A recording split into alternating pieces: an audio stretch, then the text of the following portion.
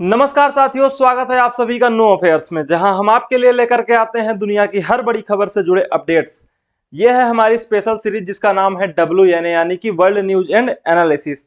और हम बात करेंगे मोबाइल और लैपटॉप के मार्केट में अब भारत किस तरीके से अपना बादशाहत जो है वो कायम करने वाला है, किस तरह से आने वाले समय में जो मेक इन इंडिया स्कीम है, PLI स्कीम है, इन दोनों का फायदा हमें देखने को मिलेगा और किस तरह से ये चीजें हमारे लिए बेहतर साबित हो रही हैं। तो चलिए शुरू करते हैं और चर्चा करते हैं कि क्या कुछ हुआ है और क्या कुछ होने वाला है। सबसे पहले ये समझिए कि इंडिया में फिलहाल जो लैपटॉप्स का मार्केट है और मोबाइल फोन्स का मार्केट है वो कितना बड़ा मार्केट है। बहुत बड़ा मार्केट है, लगभग $44 बिलियन का मार्केट है, जिसमें से $11 बिलियन का हम इस समय पे एक्सपोर्ट कर रहे हैं। और आने वाले समय में ये मार्केट 2030 तक हो सकता है कि $2 ट्रिलियन का मार्केट बन जाए, और उसी में एक भारत ने बहुत बड़ी बढ़त हासिल की है।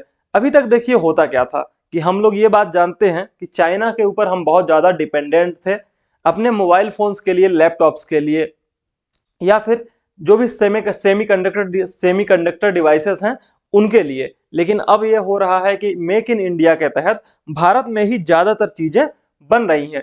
99% जो भी मोबाइल यूज की जा रही हैं इस समय पर इंडिया में वो मेड इन इंडिया है, ऐसा कहा गया है हमारे देश के जो IT मिनिस्टर हैं अश्विनी वैष्णव जी के द्वारा।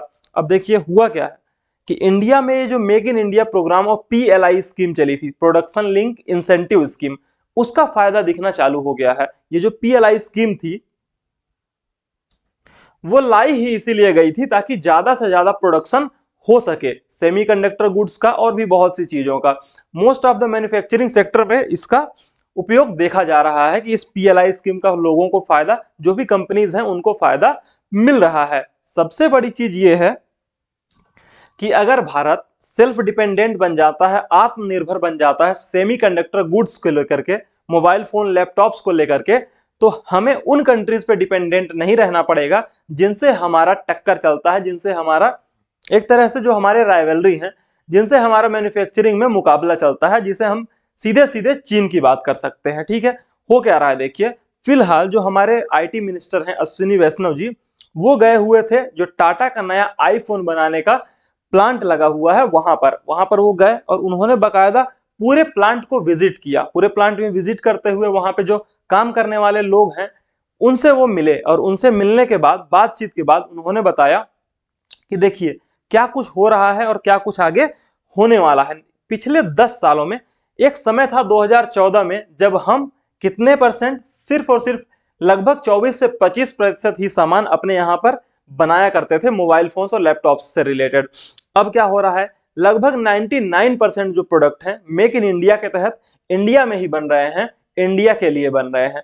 फॉरेन के लिए भी बनाने की कोशिशें अब जारी हो रही हैं, धीरे धीरे हम एक्सपोर्ट्स भी करने लग जाएंगे। फिलहाल जो ये शिफ्ट आया है, जो ये चेंज आया है पिछले 10 सालों में 2014 के बाद से, वो उसके लिए सबसे बड़ा जिम्मेदार है मेक इन इंडिया प्रोग्राम और हमारा प्रोडक्शन लिंक इंसेंटिव प्रोग्राम। ठीक है, टाटा का जो आईफोन बनाने का प्लांट है होसूर में, बेंगलुरु के पास में, वहां पर ये गए हुए थे और वहां पर उन्होंने ये बकायदा पूरी बात बताई कि किस तरह से प्लांट्स में काम आगे चल रहा है। 2014 में देखिए हम जो क्या था, लगभग 20,000 रुपए का क्या करते थे, गुड्स जो है वो प्रोड्यूस किया करते थे। लेकिन इस समय पे क्या हो रहा है, इस समय पे इंडिया में जो मोबाइल फोन का प्रोडक्शन हो रहा है, इसमें देखिए दो चीजें इन्वॉल्व हैं, एक मैन्युफैक्चरिंग है और दूसरा असेंबली भी है। जो मोबाइल फोन्स के पार्ट्स होते हैं वो हम बाहर से ला करके इंडिया में असेंबल भी करते हैं। ठीक है, तो वो पूरा जो मार्केट है वो पहुंच चुका है लगभग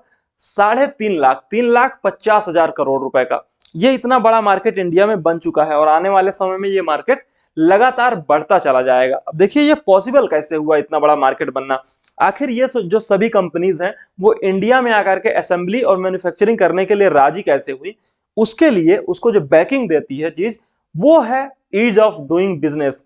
जब हम 2014 में ईज ऑफ डूइंग बिजनेस में 142 नंबर पे थे तो हमारे यहां पर कोई आकर के अपना प्लांट लगाना नहीं चाहता था, क्योंकि बिजनेस करने के लिए इंडिया में बहुत से लाइसेंसेस की जरूरत पड़ती थी। गवर्नमेंट ने रूल्स और रेगुलेशंस को, बहुत सारे रेगुलेशंस को सॉर्ट किया, बहुत से रूल्स को खत्म किया और उसको एक तरीके से बाईपास करते हुए कुछ इस तरह से ईज ऑफ डूइंग बिजनेस में हम आगे निकल गए कि 2019 के समय में हम लगभग 63 नंबर पे पहुंच गए थे ईज ऑफ डूइंग बिजनेस में। और इसकी वजह से बहुत बड़ा इन्वेस्टमेंट इंडिया के अंदर में आया। जो फॉरेन कंपनीज हैं जिनके ऊपर हम मोबाइल फोन के लिए डिपेंडेंट हुआ करते थे, उनसे हमने सीधे से कह दिया कि अगर आप इंडिया में आकर के बनाओगे तभी आपका माल खरीदा जाएगा, अदरवाइज आप ये सोचो कि आप चीन में बना करके इंडिया में बेच दो तो ये हो नहीं पाएगा। इतनी ज्यादा इंपोर्ट ड्यूटी हम आपके ऊपर लगा देंगे कि आप यहाँ बेच नहीं पाओगे, इतना महंगा हो जाएगा आपका प्रोडक्ट। तो ये सभी कंपनीज इंडिया में आई क्योंकि इंडिया का मार्केट इतना बड़ा है और जो इंडिया का कंज्यूमर है उसकी कैपेसिटी बढ़ती चली जा रही है। अब वो ज्यादा महंगे महंगे सामान भी खरीद सकता है। इसलिए ये जो इंडिया का इतना बड़ा मार्केट है उसको कोई भी कंपनी छोड़ना नहीं चाहती। अब उसको छोड़ना नहीं चाहती तो गवर्नमेंट की कंडीशंस पे आना पड़ेगा, और कंपनीज आई भी गवर्नमेंट के कंडीशंस में आ करके उन्होंने अपने प्लांट्स इंडिया में लगाए। जो भी बड़ी कंपनीज हैं, बीबीके की द्वारा बनाई गई प्रोडक्ट्स जो भी बनते हैं, चाहे ओप्पो हो, वीवो हो, रियलमी हो, रेडमी हो, ये सभी प्रोडक्ट्स, शाओमी वगैरह जितने भी हैं, उन सभी के प्लांट्स इंडिया में लगे हुए हैं और उनकी असेंबली होती है इंडिया में। उसके अलावा ये जो सेमीकंडक्टर गुड्स हैं उनके ऊपर रिसर्च करने के लिए इंडिया ने यूरोपियन यूनियन के साथ में एक एमओयू साइन कर लिया है। ये एमओयू क्या है? मेमोरेंडम ऑफ अंडरस्टैंडिंग, यानी कि आप हमारे साथ मिलकर के बकायदा काम करिए और बेहतर तरीके से हम बनाते हैं, सेमीकंडक्टर्स को इंडिया में प्रोड्यूस करते हैं। उसके अलावा एक अच्छी खबर और ये भी है कि आने वाले समय में आईफोन का जो ये प्रोडक्शन है वो टाटा ग्रुप के द्वारा भी स्टार्ट कर दिया जाएगा इंडिया में। लगभग आने वाले 2000 समथिंग, अभी हम 2023 में 2025 से प्रोडक्शन हो सकता है कि स्टार्ट हो जाएगा अगर सब कुछ चलता रहा तो। आज से 10 साल पहले हमने आपको बता दिया कि लगभग 76% तक का हमारे पास प्रोडक्शन होता था और अब हम लगभग पूरा का पूरा प्रोडक्शन कर रहे हैं। ये जो मार्केट है ये मार्केट बहुत बड़ा है और आने वाले समय में ये बढ़ता ही चला जाएगा। लगभग 2.5 लाख लोगों को इससे रोजगार मिलता है। ये मोबाइल कंपनीज जो इंडिया में असेंबली और मैन्युफैक्चरिंग करती हैं उनसे लगभग 2.5 लाख लोगों को रोजगार मिलता है। होगा क्या आने वाले समय में, अगर इसी तरीके से सब कुछ बेहतर चलता रहा, सब कुछ चीजें अच्छी चलती रही, तो आने वाले समय में ये मार्केट लगभग $2 ट्रिलियन तक का सेमीकंडक्टर का मार्केट और मोबाइल फोन्स, लैपटॉप्स का मार्केट पहुंच जाएगा। और संभावना यह है कि 10 लाख से ज्यादा लोगों को इसमें डायरेक्ट जॉब मिल सकेगी। अब देखिए हो क्या रहा है, चीजें बेहतर कैसे हो रही हैं। उसके लिए हमने आपको बताया कि बड़े लंबे समय से प्रयास किए गए हैं। मेक इन इंडिया 2014 में लॉन्च किया गया। आत्मनिर्भर भारत का नारा कोविड के बाद दिया गया। जो production and link incentive scheme थी वो मार्च में 2020 में लेकर के आई गई। हमारे फॉरेन जो हमारी जो फाइनेंस मिनिस्टर है निर्मला सीतारमन जी, उनके द्वारा लेकर के आया गया। और फिर उसी बजट में उन्होंने ये भी बकायदा पैसे वगैरह सब लॉन्च कर दिए ही थे कि इन इन सेक्टर्स को इतना इतना पैसा दिया जाएगा। किसको कितना बजट दिया गया था वो आगे हम अभी आपको बताएंगे कि इलेक्ट्रॉनिक्स को कितना बजट दिया गया था। लेकिन मोबाइल मैन्युफैक्चरिंग जो प्रोडक्शन हो रहा है इंडिया में वो 31 करोड़ यूनिट्स, ये नंबर बहुत बड़ा है। आप समझिए कि 31 करोड़ यूनिट्स इंडिया में 2022-23 में मोबाइल फोन यूनिट्स बने थे और ये नंबर लगातार कंटिन्यूअसली बढ़ते चले जा रहे हैं। जो एप्पल है, सैमसंग है, इनका बहुत बड़ा रोल रहा है क्योंकि ये इंडिया में बहुत ज्यादा ऑपरेट करते हैं, इंडिया में अपने माल बना करके बेचते हैं। ये डीजीएफटी का आंकड़ा है। डीजीएफटी यानी कि director general of foreign trade, बाहर से कितना माल आ रहा है, यहां से माल कितना जा रहा है, उन सभी का आंकड़ा ये रखते हैं और फिर ध्यान देते हैं कि क्या कुछ हो रहा है। और उसी को एक बड़ा बूस्ट, एक बहुत बड़ी खुशखबरी भी है, ये एक बड़ा बूस्ट भी है ये इंडिया के लिए। जो फॉक्सकॉन है, अब फॉक्सकॉन आपको पता होगा कि एक बहुत बड़ी कंपनी है, सेमीकंडक्टर्स के क्षेत्र में जानी जाती है और एप्पल के साथ में बहुत बड़ा एप्पल का फोन बनाने के लिए ये जानी जाती है फॉक्सकॉन। वो $1.5 बिलियन यानी कि लगभग 12,000 करोड़ रुपए इंडिया में क्या करने वाली है, इन्वेस्ट करने वाली है मेड इन इंडिया प्लान्स के तहत। मतलब कि इंडिया में वो इन्वेस्ट करेगी और यहाँ से आईफोन वगैरह, एप्पल्स के जो भी फोन वगैरह होंगे, लैपटॉप्स होंगी, वॉच होंगी, वो सभी चीजें बनाई जाएंगी और फिर यहाँ से एक्सपोर्ट की जाएंगी अलग अलग कंट्रीज में। अब आते हैं हम 3 अगस्त 2023। आखिर क्या हुआ था 3 अगस्त 2023 को? देखिए 3 अगस्त 2023 को गवर्नमेंट ने लैपटॉप्स के इंपोर्ट पे बैन लगा दिया। मतलब कि अब जो भी लैपटॉप्स हैं उनको डायरेक्ट गवर्नमेंट, कोई भी कंपनी बाहर से इंपोर्ट नहीं कर पाएगी। अगर उनको इंपोर्ट करना, अगर किसी भी कंपनी को बाहर से इंपोर्ट करना है, किसी भी दूसरे कंट्री से इंपोर्ट करना है लैपटॉप्स या फिर उनके एसेसरीज, तो उनको क्या करना होगा, सबसे पहले गवर्नमेंट से लाइसेंसिंग लेनी होगी। और गवर्नमेंट लाइसेंस किस तरीके से देती है आपको तो पता ही है कि एक लाइसेंस लेने के लिए क्या क्या करना पड़ जाता है। तो वो मतलब कुल मिलाकर के सीधे एक तरह से ये था कि हम बैन लगा रहे हैं, लैपटॉप्स वगैरह आप लेकर के इंडिया में आ नहीं पाओगे, बेच नहीं पाओगे।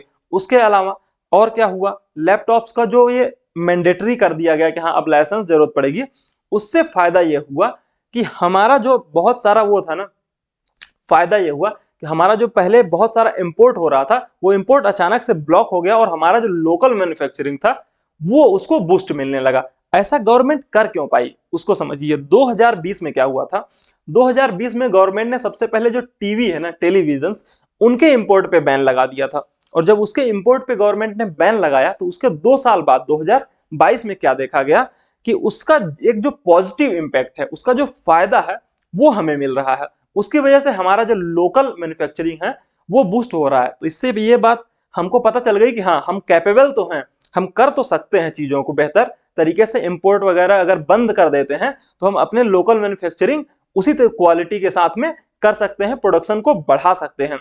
वियरा ग्रुप जो है वो ये कहता है कि जब से ये टीवीज का इंपोर्ट बैन हुआ है तो उनका प्रोडक्शन बहुत ज्यादा बढ़ गया है। और उनका प्रोडक्शन बढ़ गया, इसकी वजह से हमारे लोकल को, जो vocal for local Modi ji कहते हैं, उसको बहुत ज्यादा फायदा मिला और हमारा लोकल प्रोडक्ट्स बिकने लगा।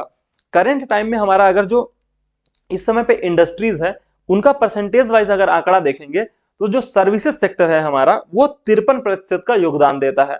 जो हमारा एग्रीकल्चर है वो 20% का, वहीं पे जो हमारी इंडस्ट्रीज हैं वो 25% का। उसमें माइनिंग भी आ जाता है, मैन्युफैक्चरिंग भी आ जाता है, कंस्ट्रक्शन भी आ जाता है। लेकिन फिलहाल जो हमारा मैन्युफैक्चरिंग सेक्टर है वो 14 to 15% का योगदान देता है। गवर्नमेंट ये चाहती है कि ये जो मैन्युफैक्चरिंग सेक्टर अभी 15% पे रुका हुआ है उसको बढ़ा करके ले जाया जाए कहां पर, 15% से 25% पे। और वहीं पे जो सर्विसेज सेक्टर है और एग्रीकल्चर सेक्टर है इनको थोड़ा थोड़ा कम किया जाए और मैन्युफैक्चरिंग वाले सेक्टर को बढ़ाया जाए। उसके लिए जरूरी है कि हम ज्यादा से ज्यादा चीजें यहाँ पर बनाएं और उसको बेचें बाहर, या फिर अपने कंट्री में ही उसको बेचें, ताकि जो भी चीजें हम बाहर से इंपोर्ट कर रहे हैं उसको इंपोर्ट ना करें, इंडिया में ही बना करके इंडिया में ही बेचें। उसके लिए लॉन्च की गई पीएलआई स्कीम। पीएलआई स्कीम यानी प्रोडक्शन लिंक इंसेंटिव स्कीम।